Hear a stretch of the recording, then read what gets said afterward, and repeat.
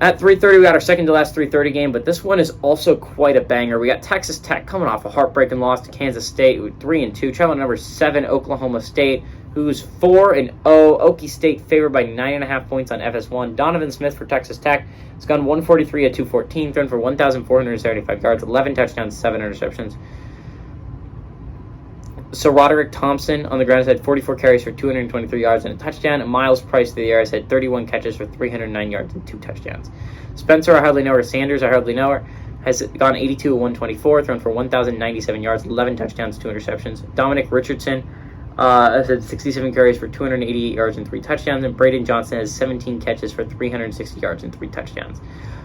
Texas Tech and Oklahoma State are actually tied 23-23 all time. Last 2 games have gone to Oklahoma State in 2020 and 2021.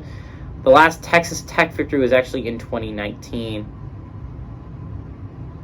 I think this game has the possibility of being really kind of fascinating, right? Texas Tech coming off a heartbreaking loss to Kansas State, but this is not a bad Texas Tech team by any stretch of the imagination. This is a pretty good Red Raiders team. They have some solid wins on their resume. Their only losses are to NC State and Kansas State, which are not horrible losses to have on your resume. And they have a good win over a Houston team that was playing well at the beginning of the year. And they have a good win over a pretty solid Texas team. So I think this game has the possibility of being really interesting. Okie State's obviously the favorite here. And it's by a considerate margin. It's because Okie State has been playing some pretty good football, and they showed their dominant football style.